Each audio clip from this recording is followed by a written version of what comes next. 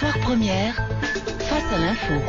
Face à l'info, Edika Colbert, où vous nous proposez de revenir ce soir sur les conclusions de l'enquête RTBF Solidaris le soir concernant le rapport des Belges à leur alimentation. Alors ce soir, nous allons effectivement nous poser des questions avec ce thermomètre des Belges, 4e édition, qui est une copublication entre Solidaris et Mutualité Socialiste, la RTBF et le soir. Comment percevons-nous l'offre des produits alimentaires ? Eh bien, globalement, déjà, vous l'avez entendu sur nos antennes, 2 Belges sur 3 environ ont peur ou sont insatisfaits, en tout cas, ou doutent de ce qu'ils ont dans leur assiette. Comment faut-il traduire tout cela ? Nous allons affiner, évidemment, ce jugement, sans ni vouloir faire paniquer, ni prendre à la légère ce qui, évidemment, remonte de ces chiffres. Nous allons commenter cette étude avec Alain Cheniot, le secrétaire général des Mutualités Socialistes du Brabant Wallon, et le docteur Pierre Baldewens, qui est le responsable du secteur promotion santé à Solidaris, la Mutualité Socialiste. Merci messieurs d'être face à l'info. Alain Cheniot, bonsoir. Bonsoir. Alors, on résume globalement en disant 2 Belges sur 3, d'une manière ou d'une autre, ont des doutes sur la qualité, sur ce qu'il se trouve dans leur assiette et déduisent leur comportement de... Est-ce qu'on va oser dire peur ? On dirait plutôt qu'il y a une perception négative. Les citoyens interrogés disent qu'il y a un risque pour leur santé, 63% pour être précis, mais ce chiffre monte à 71% lorsque on regarde l'accord des citoyens qui font leurs courses à 5 € près. Et donc c'est préoccupant. Docteur Baldewens, bonsoir. Bonsoir. Est-ce que cela veut dire pour autant que la perception repose littéralement sur une cote d'alerte ? Est-ce que du côté médical, on se dit également... On a entendu parler de l'obésité, on a entendu parler d'excès de sucre. Voilà, il y a des comportements manifestement à corriger, mais est-ce que ça veut dire que ces 2 tiers de crainte reposent quand même sur une perception de la réalité, ou est-ce que c'est un peu exagéré ? Bon, la question est vraiment complexe. Je pense vraiment qu'il y a en effet des conséquences tout à fait évidentes de la malbouffe, de la façon dont la plupart des personnes se nourrissent sur leur santé. Donc vous avez cité l'obésité qui est, je dirais, la mère de toute une série d'autres pathologies, diabète de type 2, maladies cardiovasculaires, certains types de cancers. Donc c'est sûr que ça c'est quelque chose qui est avéré et donc nous en tant que promoteurs de la santé, que travailleurs de la promotion de la santé, on est vraiment au quotidien en train d'essayer de trouver des façons de faire en sorte que ces habitudes de consommation alimentaire donc évoluent vers un mieux. Donc moins de graisse, moins de sucre, moins de sel, plus de fruits, moins de viande. Donc tout ça fait partie d'une évolution qu'on aimerait bien voir au niveau des populations, particulièrement dans les populations précaires, parce que ce sont les personnes qui sont encore, je dirais, les plus touchées. L'appel au pouvoir public pour améliorer la situation, je crois, doit être entendu.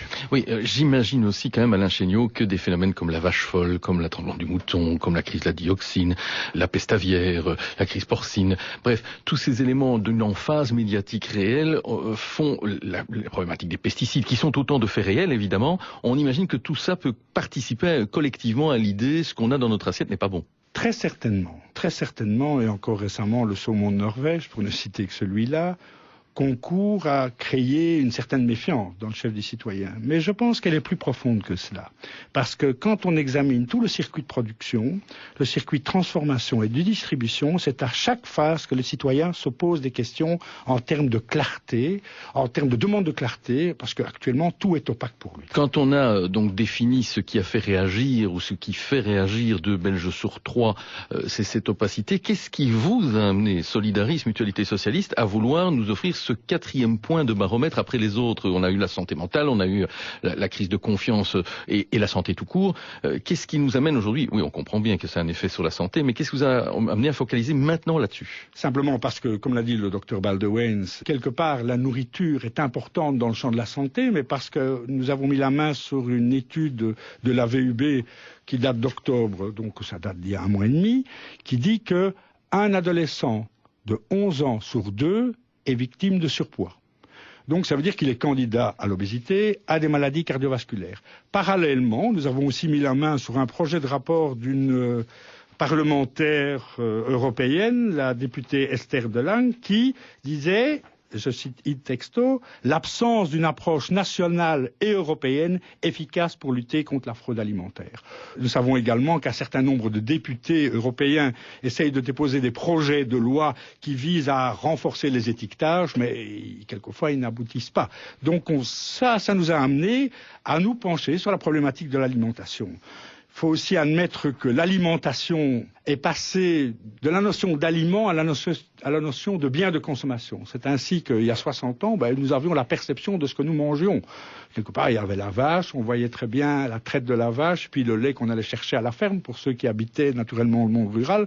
Maintenant, l'aliment, c'est un objet complexe qui est manipulé, réingénéré. Il est en dehors de notre champ de vision, il est en dehors de notre champ de maîtrise. Et je crois que ça concourt aussi à ce questionnement de la population. On ne voit pas clair. Ça veut dire en clair, quand on veut caricaturer, on dit que pour une bonne part des enfants, les légumes poussent dans les pots, toutes les vaches sont mauves suite au fait qu'une grande marque de chocolat se promeuve ainsi et que le lait se récolte d'office, tombe du pis sous forme de cubes de Tetra Pak. Un peu comme certains enfants disent aussi qu'il faut aller chercher l'argent dans les murs à des distributeurs de billets, mais ils n'ont pas idée du circuit qui est procuré avant. Ça veut dire qu'il y a un éloignement de la perception, mais aussi de la production. Il y a un éloignement de la production, de la transformation, et puis lorsqu'on arrive dans la distribution, il y a une telle masse de choix, avec une publicité qui envahit le secteur, que je pense que les gens n'y voient pas clair. Oui. Du moins, certaines personnes n'y voient pas clair. On y reviendra tout à l'heure, parce qu'il y en a qui s'en sortent malgré tout. Oui, ce qui veut dire, docteur, aussi que on imagine que le rapport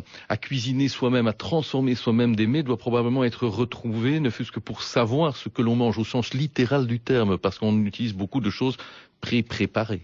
Exactement. Donc ça, c'est un des facteurs clés aussi de cette malbouffe, de cette difficulté de s'alimenter correctement, en tout cas de manière saine et je dirais équitable et durable. Donc rajoutons-le, parce que ici nous travaillons vraiment la notion de qualité de l'alimentation en tenant compte de tous ces facteurs-là. Donc non seulement nutritionnel, évidemment, c'est quand même la base, mais aussi il y a la qualité du goût, donc organoleptique, de l'essence, le plaisir qu'on a avec l'alimentation, les qualités chimiques et microbiologiques qui sont quand même très importantes à contrôler aussi et à tenir en compte. Et puis l'éthique sociale. Comment les travailleurs sont-ils traités, quelle protection pour les travailleurs, pas seulement les gens du Sud, les gens d'ici aussi.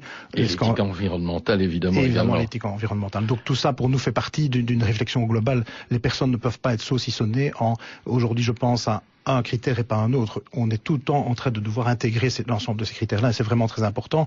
Et par rapport donc à cette nécessité, ou en tout cas cet intérêt à un certain retour, on n'est pas un passéiste non plus, donc je crois qu'il faut aller vers l'avant, et donc on n'est pas en train de dire revenons vraiment à la cuisine de nos grands-mères, mais redéfinir le rapport à la nourriture, à la cuisine, retravailler. Vous avez un bon exemple qui passe souvent chez vous avec Carlotte Pascal, qui est quand même quelqu'un qui est un symbole de c'est facile, c'est pas très cher, il y a moyen de se débrouiller avec des choses, même au niveau des magasins distribution, de grande distribution, il y a moyen de trouver des produits tout à fait acceptables pourvu qu'on les prépare soi-même. Donc ça, c'est à mon avis en effet une des clés, et dans le travail qu'on fait avec les publics sur le terrain, il y a tout cet aspect-là des choses. Parce qu'il faut rappeler aussi qu'il faut non seulement s'alimenter pour vivre, et dit l'adage, pas forcément vivre pour s'alimenter, mais s'alimenter, c'est aussi savoir respecter et doser ce dont le corps a besoin selon les saisons. On a besoin de plus de vitamines de cette nature-là, on a besoin d'aider le corps. Ça sert aussi à ça, s'alimenter. Peut-être que ça, on ne l'a même plus appris. Tout à fait.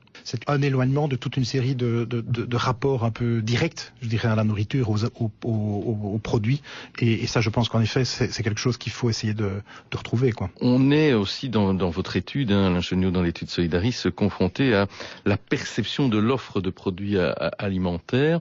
Et là, vous relevez des messages paradoxaux. Effectivement, il y a ce qu'on a relevé, c'est une sorte d'injection paradoxale. Je pense que la littérature en sociologie en fait allusion. C'est-à-dire qu'on a d'une part des messages de santé publique massifs qui s'adressent à tout le monde, manger 5 fruits et légumes par jour. Donc là, tous les citoyens l'entendent. Et d'ailleurs, quand on les a questionnés, je crois qu'ils sont 99% à les avoir entendus. Mais parallèlement, lorsqu'ils se trouvent dans leur choix de faire leurs courses communément, ils se retrouvent exposés à une quantité d'aliments qui sont dans des conditionnements divers, qui n'ont pas besoin. Donc à la fois, il y a cette injonction manger correctement, et d'un autre côté, vous avez une masse de produits qui sont en plus promus par la publicité. Donc je pense que certaines personnes ne savent pas vraiment faire ce discernement dans cette sorte d'injonction paradoxale. Est-ce que pour autant, Alain Cheniot, les gens arrivent aussi à faire le tri devant l'ensemble des messages, y compris de santé publique, que vous avez relevés? Est-ce qu'ils arrivent à coudre, à tisser ensemble l'ensemble des messages pour se faire un peu une religion de ce qu'ils doivent faire? Eh bien, Monsieur Kalkelberg, je vais répondre peut-être une réponse de Normand. Je dirais que certains s'en sortent, et nous les avons qualifiés, je pense, de bâtisseurs d'une nouvelle société, réformateurs, c'est-à-dire qu'ils sont dans le changement. Ils se sont rendus compte que l'alimentation pour eux était quelque chose d'important. C'était pas un bien de consommation comme les autres, donc ils prenaient soin dans l'achat de leurs produits, dans la préparation des aliments. D'un autre côté, on a une population qui est un peu plus désinvolte en disant ben oui, après moi les mouches, Inch'Allah, je prends ce qu'il y a. Et puis il y a toute une population qui se retrouve entre les deux, qui se dit je sais que ce que je mange n'est probablement pas trop bon, je ne sais pas s'il y a des pesticides, on s'est posé la question pour la pomme, on s'aperçoit qu'une grande majorité des citoyens se disent bah oui, il y a peut-être des pesticides sur la pomme que j'ai achetée, et ils sont dans le changement. Alors là, ils ne changent pas, pourquoi? Soit pour deux raisons. Soit parce qu'ils n'ont pas la capacité économique de changer, et là on s'aperçoit que ce sont principalement des populations qui font leurs courses à 5 € près, soit parce qu'ils ne trouvent pas dans leur environnement l'offre de produits qui satisferait à ce besoin de changement. Et ça veut dire aussi que l'on est devant une dynamique sociale et sociétale, hein, Dr Baldewen. Ça veut dire évidemment que, on l'a dit ici, certains doivent calculer. C'est-à-dire, vous venez de nous rappeler que même à petit budget, on peut trouver de quoi manger équilibré ou relativement équilibré. C'est quoi alors globalement déjà qu'il faut pointer ici? Un défaut d'information au moment même où on pose l'acte d'achat. Il faudrait un meilleur étiquetage, une meilleure traçabilité, des signes plus clairs pour dire ça c'est bon, ça l'est moins. Encore que à mon avis les commerçants n'aimeront pas. Hein. Les commerçants n'aimeront pas, et en plus c'est très compliqué. C'est quand même assez compliqué à faire parce que, par exemple, cette proposition de feu tricolore pour indiquer sur les aliments s'ils sont plutôt bien ou pas bien, bons ou pas bons pour la santé. Bon, c'est sûr que si on faisait ça sur du beurre, ce serait un feu rouge, alors qu'en fait tout le monde, enfin, je veux dire, ce serait pas une bonne idée de dire que le beurre est de toute façon mauvais. Donc, c'est complexe. Ce n'est pas évident de trouver une solution qui conviendrait, qui serait tellement facile à lire par tout le monde, mais qui respecterait quand même un peu de subtilité. Donc ça, c'est quand même quelque chose de difficile. Mais je pense qu'il y a en plus quelque chose de plus profondément culturel. Donc ce n'est pas un pauvre n'est pas un riche qui n'a pas d'argent. Si vous donnez de l'argent à un pauvre, il ne va pas directement changer de comportement. C'est beaucoup plus culturellement inscrit. Donc il y a tout un travail à faire qui ne va probablement prendre pas... Ce n'est pas sur une génération, ce ne sera pas suffisant. C'est un changement long qui doit se mettre en place petit à petit. On voit par exemple que les habitudes alimentaires sont à la limite plus corrélées à la profession et au niveau de formation du père que à celui de la personne qui fait l'achat. Donc ça, c'est quand même quelque chose d'assez interpellant. Donc, voilà. Ça pose cette question, Alain Chéniaud, qui est le plus exposé à ce risque alimentaire?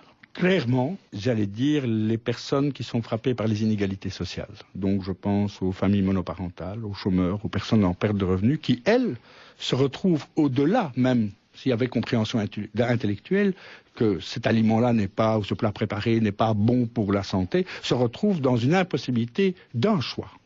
Soit pour des problèmes de mobilité, parce qu'on ne sait probablement pas aller à tel magasin qui offre des produits de meilleure qualité, soit tout simplement parce que le porte-monnaie est vide. Je voulais relever, Monsieur Kakelberg, que notre étude met tout de même en avant, encore plus que sur celle des ados, une immense attente de la part de nos pouvoirs publics.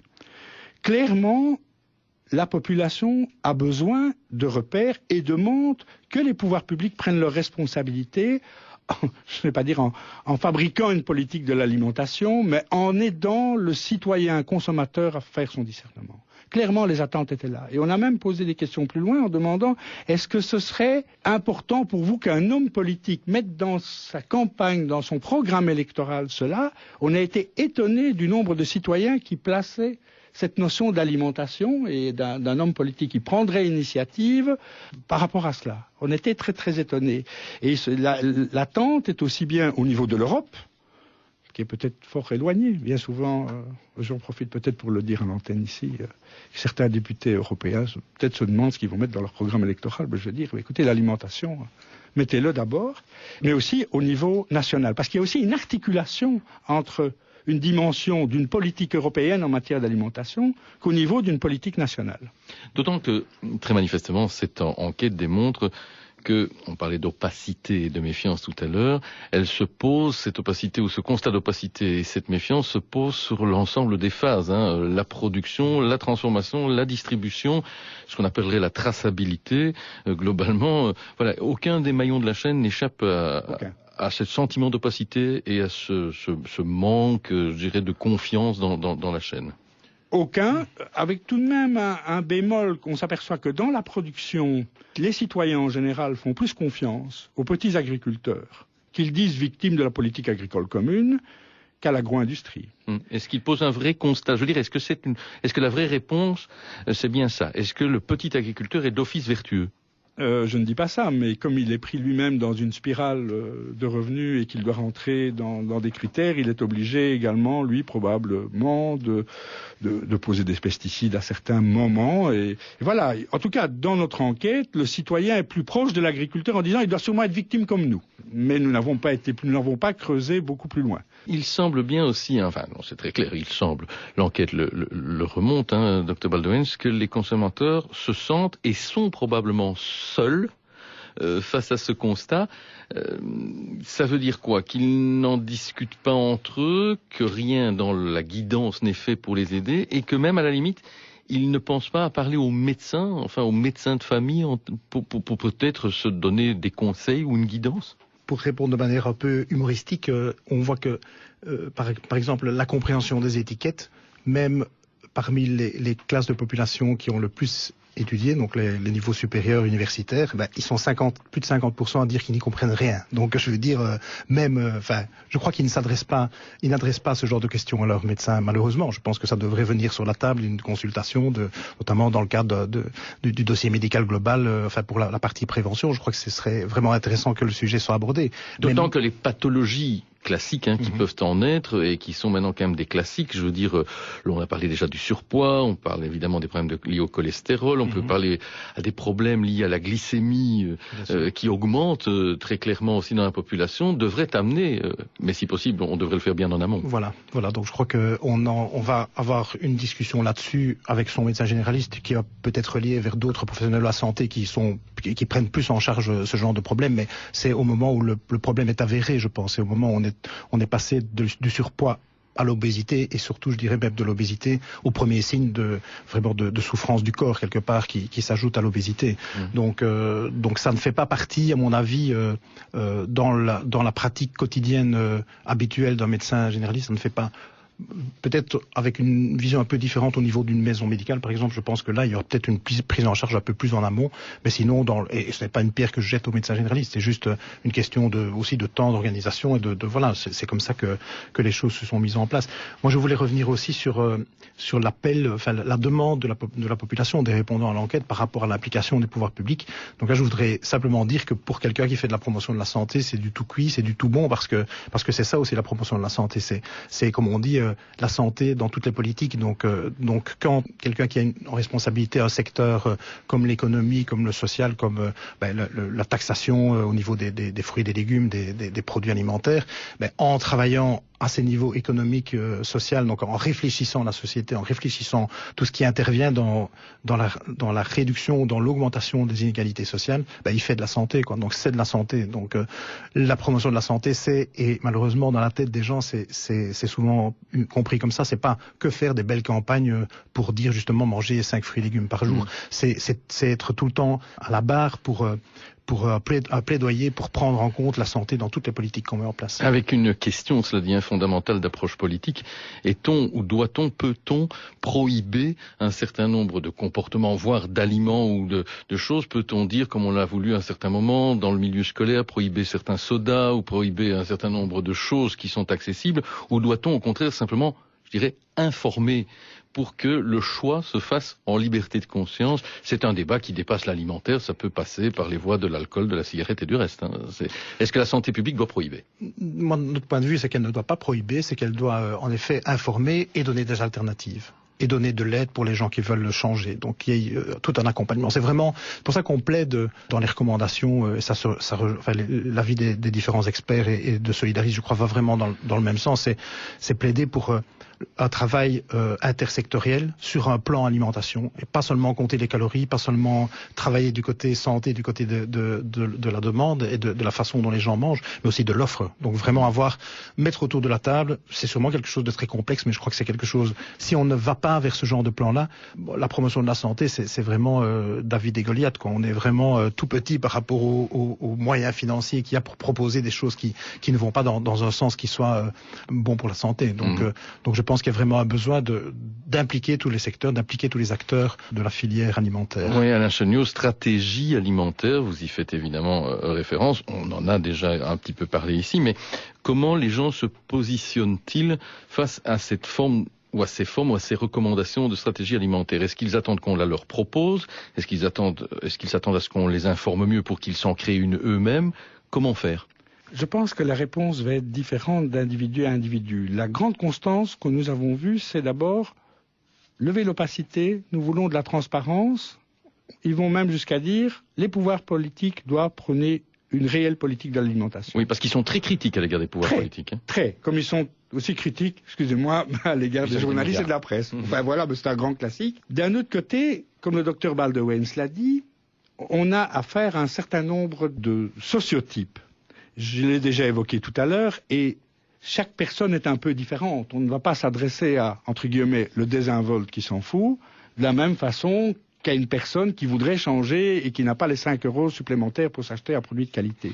Donc je pense que les grandes campagnes de santé publique, de promotion à la santé, excusez-moi monsieur Baldewens, 5 fruits et légumes par jour, quelquefois elles pourraient passer au travers de certaines choses. Au contraire, elles pourraient même provoquer une certaine culpabilité dans le chef de certains citoyens qui ne savent pas se le procurer. Néanmoins, je crois qu'il faut donner aux citoyens, à chacun, et ça commence à l'école, des outils de différenciation, d'analyse, et les pouvoirs publics peuvent les aider avec un système d'étiquette clair. Je voulais venir, si vous permettez, à un instant avec 2 petites comparaisons qui, pour moi, ont porté leurs fruits. Prenons la problématique des déchets. Bon, voilà, je veux dire, il y a une bonne 50aine d'années, voilà, comme ça, vous situez plus ou moins, eh bien, on mettait tout dans un sac poubelle et on mettait tout dans un grand trou. Voilà, c'est ce qu'on appelait le champ d'immondice. Je pense qu'en 50 ans, le tri sélectif est arrivé et certains comportements ont été admis dans le chef de la population. On construit même des cuisines maintenant avec des séparations des packs pour le verre, des PMC et des déchets ménagers. Voilà par exemple une sensibilisation qui a été faite à la fois à coup de taxes, à coup de promotion de la santé, d'information. Je pourrais dire la même chose en matière de tabac, même si c'est un peu plus compliqué, puisque le tabac on n'est pas obligé de fumer, tandis que manger on est obligé de l'avoir. Il faut donc agir sur la demande, ça passe par l'éducation évidemment. Il faut agir sur l'offre, ça passe par la qualité et l'encadrement, aussi l'aide, parce que enfin il faut aider les producteurs à ce qu'une agriculture et un élevage de qualité soient mieux promotionnés, mieux soutenus que le tout et n'importe quoi. On en est loin. On en est loin, même si je vois que dans certains pays voisins, vous citez le ministre français de l'Agriculture, qui prône tout de même, alors en pleine crise de Bretagne, une agriculture durable en mettant en avant l'agroécologie. Il faut le faire, je dis simplement ça.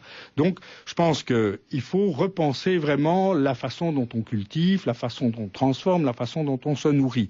Nous pensons qu'il faut favoriser les circuits courts de qualité. On n'a pas dit les circuits courts de qualité, de proximité, où on va rendre aussi aux citoyens consommateurs-mangeurs la vue des aliments. Et je crois que c'est ce genre d'éducation à la santé, remettre la perception dans les yeux des gens plutôt que de laisser la nourriture, je l'ai dit tout à l'heure, comme un simple bien de consommation. Je suis frappé par l'importance que les gens réservent à la compréhension de leur téléphone portable et d'un autre côté, qu'ils fassent leurs courses sans regarder les aliments qu'ils prennent. Ce qui veut dire quasiment en conclusion, messieurs, que l'on pourrait dire aujourd'hui que vous en appelez, même s'il ne faut peut-être pas prôner comme solution unique le retour à une forme de coopération ou de coopérative, mais en tout cas, est-ce qu'il y a une forme de coopération retrouvée entre ce que vous appelez les consommateurs, entre ceux qui consomment et ceux qui produisent, dans des circuits de rencontres où chacun peut s'y retrouver en quelque sorte?